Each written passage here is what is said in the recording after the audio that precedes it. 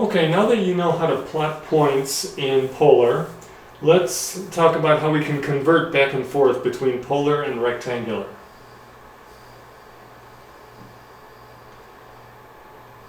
So, in order to help you do a conversion back and forth, as I mentioned before, let's think of the polar axis as the positive x-axis, and the origin is the same as the pole.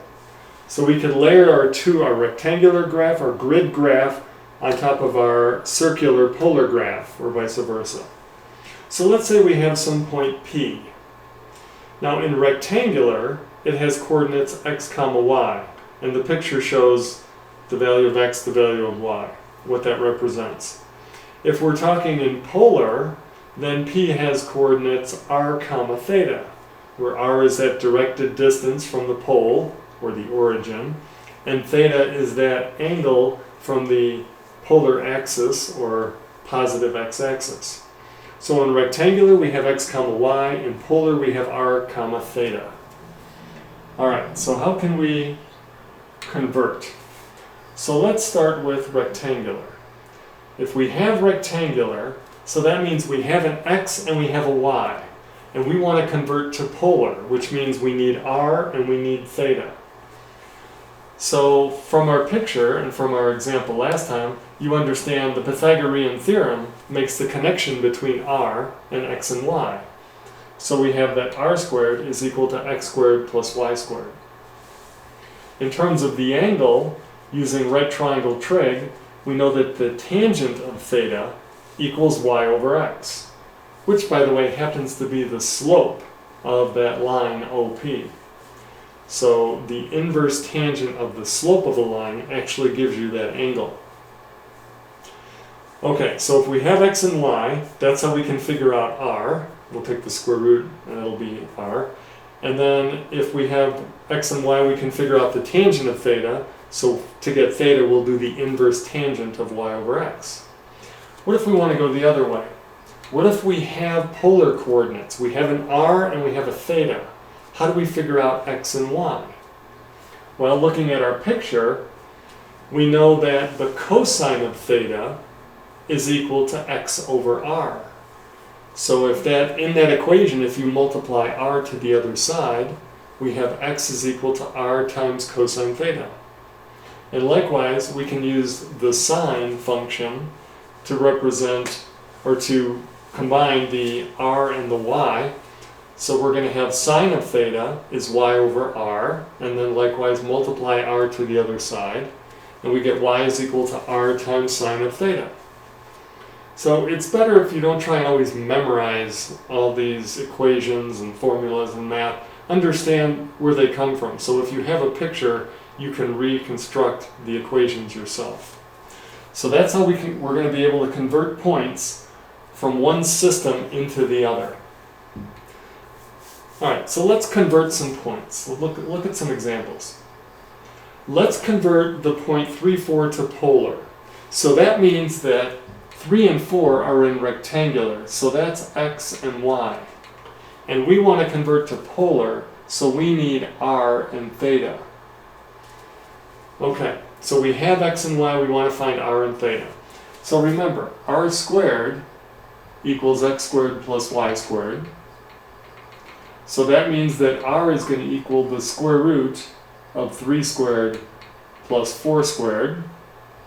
And everybody knows that that means that r is equal to 5. Alright, let's worry about theta now. So remember, the tangent of theta equals the slope, or y over x. So theta is going to equal the inverse tangent of y, which is 4, over x, which is 3. Now here we're going to need a calculator, because we don't recognize the inverse tangent of 4/3. So let's grab our calculator, and let's make sure we're in, it said degrees, so make sure we're in degree mode, and then do inverse tangent of 4 divided by 3. We get approximately 53.1 degrees. So 53.1 degrees. Alright, let's reread the problem. Convert 3, 4 to polar. So our answer should be coordinates for a point. And we need r, which is 5, and we need theta, which is approximately 53.1 degrees. And so that's our answer. That's the same point except with polar coordinates. Now let's try another one. Convert -2 comma 2 root 3 to polar, and this time they want us to use radians. So we're just going to follow the same idea. I won't write everything out. So r squared is x squared plus y squared. So r is going to be the square root of -2 squared plus 2 root 3 squared. So that's going to be 4 plus 4 times 3 is 12. So it's going to be 4 plus 12, or the square root of 16, which happens to be 4 exactly. And then for theta, that's going to be the inverse tangent of y over x. So 2 root 3 over -2. We can simplify this a little bit, and we get -√3. What angle, using our trig, when did we get a -√3? So remember, inverse tangent gave us answers between -π/2 and π/2. So for √3, that's when the sine is √3/2 and the cosine is 1/2. And so that's at 60 degrees, or π/3. So, but it's a negative, so theta is going to equal -π/3, or we can say 5π/3. Now here's what I like to do. Oops, I don't mean 5π/3. Here's what I like to do when we're converting and we're trying to find angles. Let's take that original point. And the original point is -2 comma 2 root 3. So -2 and then 2 root 3. So it's somewhere up here. It's in the second quadrant. And when we did inverse tangent of -√3, that gave us -π/3. Well, we know -π/3 is over here. And we're actually looking for the point in the second quadrant, not the fourth quadrant. So where is that going to be at? Well, that's 2π/3. So you really have to put some thought into it when you're using your inverse tangent function. Because remember, there's more than one place where the tangent is equal to -√3/1. And there's 2 spots. And the inverse tangent gave us a spot in the fourth quadrant, but looking at the original point and realizing that's in the second quadrant, that tells us that our angle is 2π/3. So final answer for here, 4 comma 2π/3. So it's not always just simple plug and chug to get these answers. Okay, this time let's convert the other way. Let's convert from polar to rectangular. So now we have the point 5 comma π/3. Just to give you some reference on this, where are we at with this point? Π/3 is over here, and 5 units out. So we know r is 5 and theta is π/3. So we're looking to find x and y. So how did we do that? So remember the conversion. X is equal to r cosine theta. So in this case, r is 5, and then we want to do the cosine of π/3, which is 1/2. So we get 5/2. And then to get y is equal to r sine theta. So y is going to equal 5 times the sine of π/3, which is √3/2. So we get 5 times the square root of 3/2. So our final conversion, the rectangular coordinates for this point is 5/2, comma 5√3/2. There we go. Well, let's try one more. Let's convert the point -4π/4 to rectangular. Well, let's use our same idea here. We're just going to convert right away. X equals r, which is negative 4, times the cosine of pi over 4. We know that's root 2 over 2. So when I multiply negative 4 times root 2 over 2, and I reduce, I get negative 2 root 2. And for y, it's negative 4 times the sine of pi over 4. But sine and cosine of pi over 4 are the same, so I'm going to get the same answer. Negative 2 root 2. So final answer is negative 2 root 2, comma, negative 2 root 2. Parentheses, put a box around it. Now let's go back and look at the graph of this for a second. We have in polar, I like to draw rectangular and polar together, but we have in polar negative 5, negative 4, pi over 4. So we know that pi over 4 is over here, but negative 4 switches the point to be over here. So that's where we're at. And then if you look, that's in the third quadrant where the x and y are both negative coordinates. So I'm very confident that that's going to be the correct answer. Okay, so what we've just done is converting points. We've had points in rectangular, we convert to polar, and polar to rectangular. We're just talking about graphing points. If you remember way back when you first learned how to graph, that's what you did, you graphed some points. And then what did you do? Then you started writing equations of lines, y equal mx plus b. And then parabolas, and then logs, and exponentials, and all the other functions that we've learned. So after we're done with points in polar, the next step logically would be to look at equations. So let's take a look, and this takes a little bit of practice, and there's sometimes some tricks involved to help you out. But you need to know those conversion equations to get you through this. Alright, so this is convert the equation from rectangular to polar. So right now we have x and y, we want r and theta. Well, if you remember, r squared equals x squared plus y squared. So this would be the same as saying r squared equals 9. And then if I take the square root, I get r equals 3.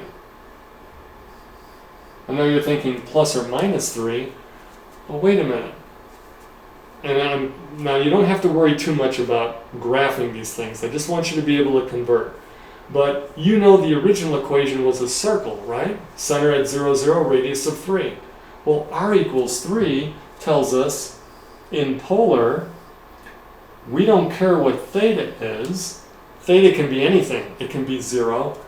Now let me draw 3 circles here. It can be 0. It could be pi over 4. It could be pi over 2. It could be 5 pi over 6. It doesn't matter. You can keep picking different values of theta, but r always has to be 3. So 0 degrees, 30 degrees, 45 degrees, 60 degrees, 90 degrees. R is always 3. So we're just putting points all around here. And so then if we connect all these points, we get a circle of radius 3 centered at 0, 0, which is exactly what we knew we started with. So a circle in polar, if it's centered at the pole, is just r equals a constant. That seems a lot easier than doing it in rectangular. And we all know that it's not a function, so to graph this in function mode, you have to solve for y, and you'll have to graph the top half, and then in a separate equation graph the bottom half. So herein lies the beauty and the power of graphing in polar, is we can graph some pretty complicated graphs with rather simple equations. Much simpler than if they were in rectangular. Alright, but let's not worry too much about graphing, let's do another conversion. Convert from rectangular to polar. So how are we going to do this? We have a rectangular equation, x equals 2. And we want to convert to polar. So what do we know? Well, we know that x is equal to r cosine theta. And so we simply have r cosine theta equals 2. Or, another way of writing it would be r equals 2 over cosine of theta. Now you know x equal 2 is a vertical line. And so that means r equals 2 over cosine theta in polar is going to give you a vertical line. Let's try another one. Convert the equation from polar to rectangular. So we have r equals 3 cosecant theta. So we have r and theta, we want to get rid of any r's and any thetas, and we want to get x's and y's. So I'm thinking of those conversion equations, and first of all, cosecant isn't in any of them, but cosecant is 1 over sine. So I can rewrite this as 3 over sine of theta. Now what if I multiplied sine of theta to the other side? Why would I do that? Because I'm thinking of those conversion equations, and I know that r sine theta is equal to y.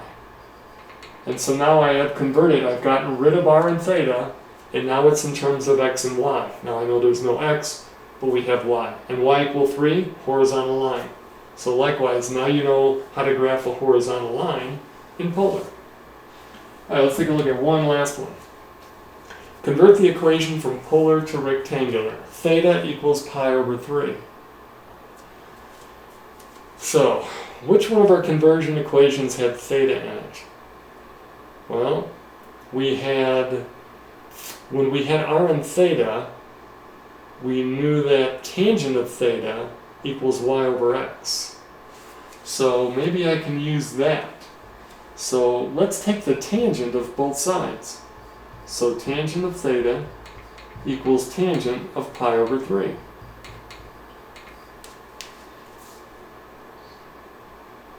So tangent of theta is equal to y over x. And then what's the tangent of pi over 3? That's 60 degrees. That's sine over cosine. That's root 3 over 2 over 1/2. That's just the square root of 3. And we usually, in rectangular, don't write equations like that. So if I multiplied the x to the other side, I get y equals root 3 times x, which is a line that has slope root 3. And there we go. So we've done some conversions from rectangular to polar, polar to rectangular. We'll worry later about what some of these graphs look like, but for now, that gives you a good start on how to convert points and how to convert equations from one form to the other. And then the rest of the problems from section 9.5 are there in your part 2 assignment.